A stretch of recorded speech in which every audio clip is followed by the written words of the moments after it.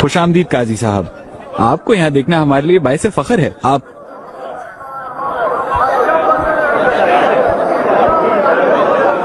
ये कितने दाम में लिया है? मैंने ये 2 थान 100 अशरफियों में लिए हैं जनाब।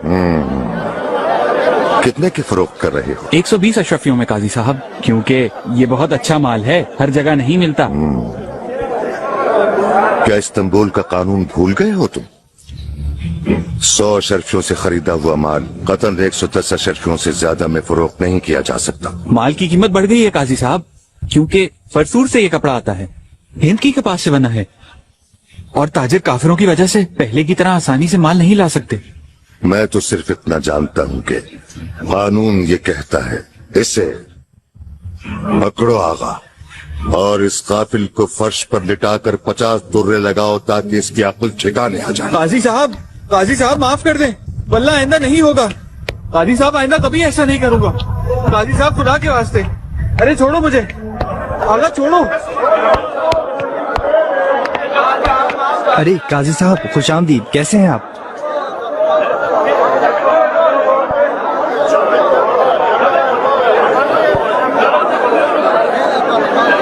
कितनी अशरफियों का है ये? 30 अशरफियों में दे रहा हूँ, खालिस गाय के चमड़े का है ये। ये गाय का चमड़ा तो मुझे नहीं लगता, लेकिन जरा देखो इसे। आप सच कहते हैं काजी साहब, असल चमड़ा नहीं है, बकरी के चमड़े से बना है। 10 अशरफियों से ज्यादा का नहीं है। ये गलती से रख दिया होगा, अगर आप चाहें तो दूसरा दिखा दो। इसके गले में तौक डालकर इसे बाजार में घुमाओ। मुझे माफ कर दें। काजी साहब आ रहे हैं। आगा मुझे छोड़ दे। हमारी बात, काजी साहब आ रहे हैं, काजी साहब आ रहे हैं, काजी साहब आ रहे हैं।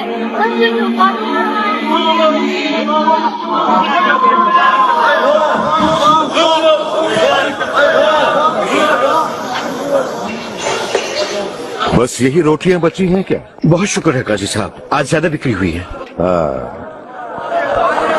ये क्या है? ये रोटियां कल की बची हुई हैं, जानवरों को डालने के लिए रखी हैं। काफी ताजा और हल्की रोटियां हैं। कितने खुशकिस्मत हैं तुम्हारे जानवर। हाँ फिंजे साहब, इसे तोलो तो जरा।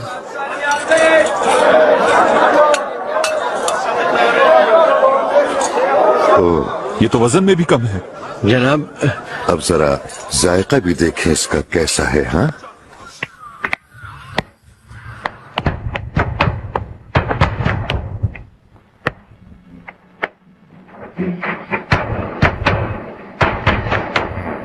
गंदुम के आटे में मकई का आटा भी मिलाया हुआ है तुमने। सस्ता माल बनाकर महंगा बेच रहे हो और वजन भी कम है। देख रहे हो किस कदर बेईमान है ये शख्स। माफी चाहता हूँ साहब, आइंदा कभी नहीं होगा। तौबा। तुम ये बात अच्छी तरह जानते हो कि तुम्हारा ये फेल इस्लाम के उसूलों के खिलाफ है। कम वजन और मिलावट वाली रोटी फरोख्त करना बहुत बड़ी गलती है, और ये गलती के साथ साथ एक बहुत बड़ा गुनाह भी है जिसकी तुम्हें सजा मिलेगी। इसको घर के दरवाजे पर कीलों से बांध दो इबरत आलम के लिए। काजी साहब तौबा करता हूँ, आइंदा कभी ऐसा नहीं होगा। छोड़ दे आगा। काजी साहब माफ कर दे। काजी साहब आपका गुलाम हूँ। काजी साहब।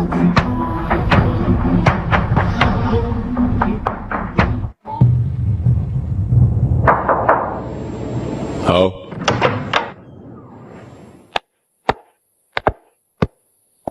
मेरे आका मुस्तफा पाशा तशरीफ लाए हैं। उसे आने दो।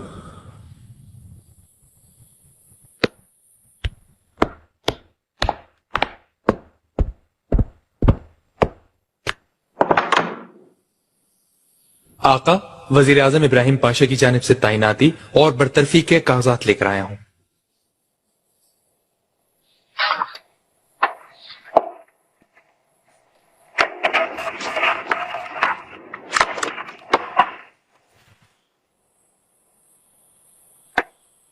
तुम जा सकते हो, मैं ये बाद में भिजवा दूंगा। जो हुक्म आपका। आका, इजाजत दें तो एक और मसले पर अर्ज करना चाहता हूं। कहो। दीवान में इस मामले पर गुफ्तगू का मुंतजर था, लेकिन शिकायत काफी बढ़ गई हैं। बाजार के ताजिर और दीगर लोग तमाम दिन महल के बाहर खड़े रहे। मसला क्या है?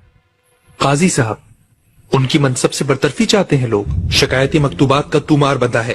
ان کی دی گئی سزاؤں اور اقدامات سے لوگ بے حد پریشان ہیں. وہ ان پر الزامات عائد کر رہے ہیں. کون ہیں یہ قاضی صاحب؟ استنبول کے قاضی آقا ابو سعود صاحب. میں نے باچش میں خود دیکھا ہے پاشا. ایک دکاندار کے کانوں میں کیل ٹھکوا کر اسے لٹکا دیا. پوچھ گچھ کی تو ہر کوئی شکایت کر رہا ہے, ہر کوئی ان کے خلاف احتجاج کر رہا ہے, اور خاص طور پر اجنبی تاجروں کا دم نکلا جا رہا ہے. اگر یوں ہی چلتا رہا تو بغاوت ہو جائے گی معاذ اللہ. ابو سعود کون ہے؟ تم جانتے ہو اس کو؟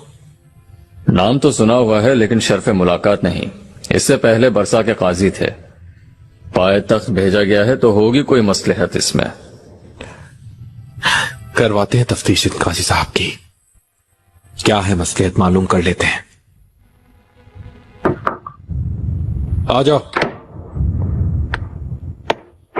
پاشا محترم, مجھے یاد کیا آپ نے؟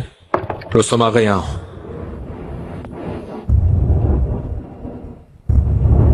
جیسا کہ پہلے بھی تم سے کہا تھا, تمہاری خدمت سے بے حد مطمئن ہوں. مجھے یقین ہے کہ نئے منصب پر بھی تم اپنی خدمات ویسے ہی جاری رکھو گے جیسے پہلے سر انجام دی تھی. میں تمہیں تیکے کا صوبیدار تعینات کر رہا ہوں. تیاری کرو جانے کی.